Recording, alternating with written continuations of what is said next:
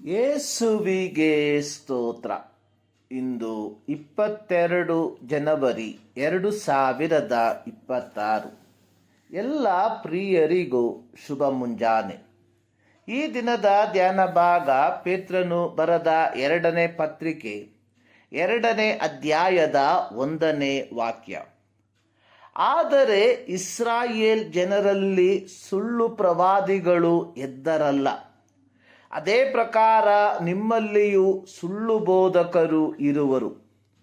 ಅವರು ನಾಶಕರವಾದ ಮತಭೇದಗಳನ್ನು ಕಳ್ಳತನದಿಂದ ಹುಟ್ಟಿಸುವವರು, ತಮ್ಮನ್ನು ಕೊಂಡುಕೊಂಡ ಒಡೆಯನನ್ನು ಕೂಡ ಅರಿಯವು ಎಂದು ಹೇಳುವವರು ಆಗಿದ್ದು, ಪಕ್ಕನೆ ತಮ್ಮ ಮೇಲೆ ನಾಶವನ್ನು ಬರಮಾಡಿಕೊಳ್ಳುವರು. ಸುಳ್ಳು ಪ್ರವಾದಿಯಾದ ಅನನ್ಯನು ಯೆಹೋವನಿಂದ ಕಳುಹಿಸಲ್ಪಟ್ಟ ಪ್ರವಾದಿಯಾದ ಯೆರೆಮೀಯನ ಹೆಗಲಿನಿಂದ ನೊಗವನ್ನು ತೆಗೆದು ಮುರಿದು ಹಾಕಿದ ಮೇಲೆ ಯೆಹೋವನು ಯೆರೆಮೀಯನಿಗೆ ಹೇಳಿದ್ದೇನೆಂದರೆ, ಕಬ್ಬಿಣದ ನೊಗವನ್ನು ಮಾಡು. ನಂತರ ನೀನು ಹೋಗಿ ಅನನ್ಯನಿಗೆ ಈ ಮಾತುಗಳನ್ನು ಹೇಳು. ನೀನು ಮರದ ನೊಗಗಳನ್ನು ಮುರಿದು ಬಿಟ್ಟೆ, ಅವುಗಳಿಗೆ ಬದಲಾಗಿ ಕಬ್ಬಿಣದ ನೊಗವನ್ನು ಏರಿದ್ದೇನೆ. ಮತ್ತು ಪ್ರವಾದಿಯಾದ ಯೆರೆಮೀಯನು ಅನನ್ಯನಿಗೆ, ಅನನ್ಯನೇ ಕೇಳು, ಯೆಹೋವನು ನಿನ್ನನ್ನು ಕಳುಹಿಸಲಿಲ್ಲ. ಈ ಜನರು ಸುಳ್ಳನ್ನು ನಂಬುವಂತೆ ಮಾಡುತ್ತಿ.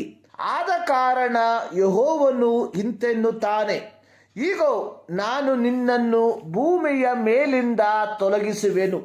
ಯೆರೆಮೀಯನ ಪ್ರವಾದನ ಗ್ರಂಥ 28ನೇ ಅಧ್ಯಾಯದ 12-17 ವಾಕ್ಯಗಳು. ಪೌಲನು ಎಫೆಸ ಸಭೆಯ ಹಿರಿಯರನ್ನು ಮೆಲಿತೆಗೆ ಕರೆಸಿ ಹೇಳಿದ್ದೇನೆಂದರೆ, ಹಿಂಡಿನ ವಿಷಯದಲ್ಲಿ ಎಚ್ಚರಿಕೆಯಾಗಿರ್ರಿ. ನಾನು ಹೋದ ಮೇಲೆ ಕ್ರೂರವಾದ ತೋಳಗಳು ನಿಮ್ಮೊಳಗೆ ಬರುವವೆಂದು ನಾನು ಬಲ್ಲೆನು. ಇದಲ್ಲದೆ ನಿಮ್ಮಲ್ಲಿಯೂ ಕೆಲವರು ಎದ್ದು ವ್ಯತ್ಯಾಸ ಬೋಧನೆಗಳನ್ನು ಮಾಡಿ ಯೇಸುವಿನ ಶಿಷ್ಯರನ್ನು ತಮ್ಮ ಹಿಂದೆ ಎಳಕೊಳ್ಳುವರು. ಅಪೊಸ್ತಲರ ಕೃತ್ಯ 20ನೇ ಅಧ್ಯಾಯ 29-30 ವಾಕ್ಯ. ಯೇಸು ಸ್ವಾಮಿಯು ತನ್ನ ಐಹಿಕ ಸೇವೆಯ ಕೊನೆಯ ಸಮಯಗಳಲ್ಲಿ ಸಂಭವಿಸಲಿರುವ ಯೆರೂಸಲೇಮಿನ ನಾಶನವನ್ನು ಮತ್ತು ಯುಗದ ಸಮಾಪ್ತಿಯ ಕುರಿತಾಗಿರುವ ಭವಿಷ್ಯ ಜ್ಞಾನವನ್ನು ಹೇಳಿದಾಗ ಅಲ್ಲಿ ಹೇಳಿರುವಂಥದ್ದು, ಬಹುಮಂದಿ ಸುಳ್ಳು ಪ್ರವಾದಿಗಳು ಎದ್ದು ಅನೇಕರನ್ನು ಮೋಸಗೊಳಿಸುವರು. ಮತ್ತಾಯನು ಬರೆದ ಸುವಾರ್ತೆ 24ನೇ ಅಧ್ಯಾಯದ 11ನೇ ವಾಕ್ಯ. ಯೂದನು ಪತ್ರಿಕೆಯನ್ನು ಬರೆದಿರುವಾಗ ಅದರ 4ನೇ ವಾಕ್ಯದಲ್ಲಿ ಬರೆದಿರುವಂಥದ್ದು, ಭಕ್ತಿಹೀನರು ಒಬ್ಬನೇ ಒಡೆಯನು ಕರ್ತನೂ ಆಗಿರುವ ಯೇಸು ಕ್ರಿಸ್ತನನ್ನು ಅರಿಯದವರು ಆಗಿರುವ ಕೆಲವು ಜನರು ಸಭೆಯಲ್ಲಿ ಕಳ್ಳತನದಿಂದ ಒಕ್ಕಿದ್ದಾರೆ. ಯೋಹಾನನು ತನ್ನ ಪತ್ರಿಕೆಯ ಬರವಣಿಗೆಗಳಲ್ಲಿ ಬರೆದಿರುವಂಥದ್ದು, ಮಕ್ಕಳಿರ, ಇದು ಕಡೆಗಳಿಗೆಯಾಗಿದೆ. ಕ್ರಿಸ್ತ ವಿರೋಧಿ ಅಥವಾ ಅಂತಿಕ್ರಿಸ್ತನು ಬರುತ್ತಾನೆಂದು ನೀವು ಕೇಳಿದ್ದಿರಷ್ಟೇ. ಈಗಲೂ ಕ್ರಿಸ್ತ ವಿರೋಧಿಗಳು ಬಹುಮಂದಿ ಎದ್ದಿದ್ದಾರೆ.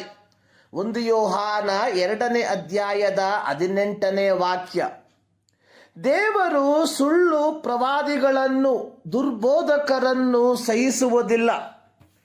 ಇಂದು ಕ್ರೈಸ್ತ ವಿಶ್ವಾಸಿಗಳ ವಿರೋಧಾಭಾಸ ನಡವಳಿಕೆ ಅನ್ನುವಂಥದ್ದು ಸತ್ಯವೇದಕ್ಕೆ ವೈರುಧ್ಯವಾದ ಎಲ್ಲ ಬೋಧನೆಗಳನ್ನು, ಅದರ ಸತ್ಯಾಸತ್ಯತೆಗಳನ್ನು ವಿವೇಚಿಸದೆ ಅಂಗೀಕರಿಸುತ್ತಿರುವಂಥದ್ದು.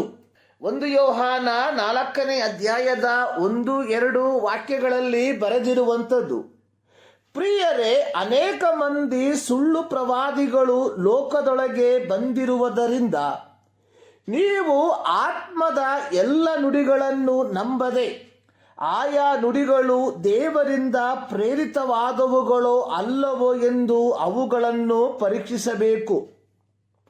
ಸುಳ್ಳು ಬೋಧಕರ ಕಾರ್ಯಾಚರಣೆಯು ಎಂದಿಗೂ ಪ್ರಾಮಾಣಿಕವಾಗಿರುವುದಿಲ್ಲ. ಅವರು ಯೂದನು ತನ್ನ ಪತ್ರಿಕೆಯಲ್ಲಿ ಬರೆದಿರುವಂತೆ ಕಳ್ಳತನದಿಂದ ಸಭೆಯಲ್ಲಿ ತಮ್ಮ ದುರ್ಬೋಧನೆಯನ್ನು ಹಂತ ಹಂತವಾಗಿ ನುಸುಳಿಸುವಂಥವರಾಗಿದ್ದಾರೆ. ಅವರ ಗುರಿ ಎನ್ನುವಂಥದ್ದು ನಿಮ್ಮನ್ನು ದೇವರು ವಾಗ್ದಾನ ಮಾಡಿರುವ ನಿತ್ಯತ್ವದಿಂದ ದೂರ ಮಾಡುವಂಥದ್ದು ಅಥವಾ ದೇವರ ರಾಜ್ಯದಿಂದ ಹೊರಗಿಡುವುದು ಆಗಿದೆ. ಯೋಹಾನನು ಬರೆದ ಸುವಾರ್ತೆ 10ನೇ ಅಧ್ಯಾಯದ 9ನೇ ವಾಕ್ಯದಲ್ಲಿ ಯೇಸು ಹೇಳಿರುವಂಥದ್ದು, ಕಳ್ಳನು ಕದ್ದುಕೊಳ್ಳುವುದಕ್ಕೂ ಕೊಯ್ಯುವುದಕ್ಕೂ ಹಾಳು ಮಾಡುವುದಕ್ಕೂ ಬರುತ್ತಾನೆ ಹೊರತು ಮತ್ತಾವುದಕ್ಕೂ ಬರುವುದಿಲ್ಲ.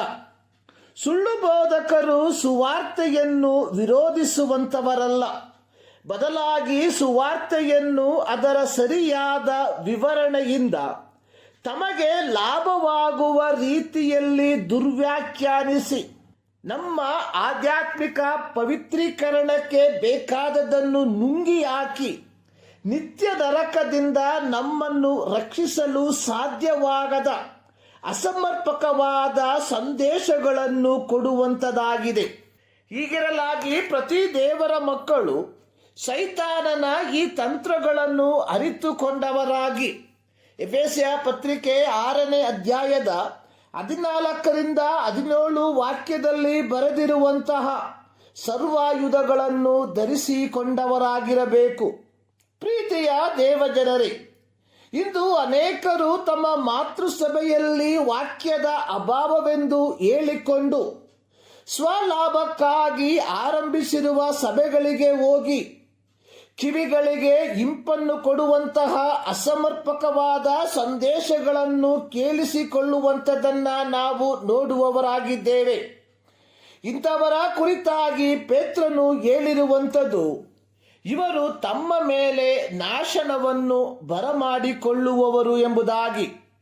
ಪ್ರಿಯರೇ, ನಮ್ಮ ದೈನಂದಿನ ನಡತೆಗೆ ಬೇಕಾದ ಅಥವಾ ನಮ್ಮ ರಕ್ಷಣೆಯ 2ನೇ ಹಂತವಾದ ಪವಿತ್ರೀಕರಣಕ್ಕೆ ಬೇಕಾದ ಸಂದೇಶಗಳು ಇಲ್ಲದ ಸಭೆಗಳು ಸೈತಾನನಿಂದ ನಡೆಸಲ್ಪಡುವ ಸಭೆಗಳಾಗಿದೆ.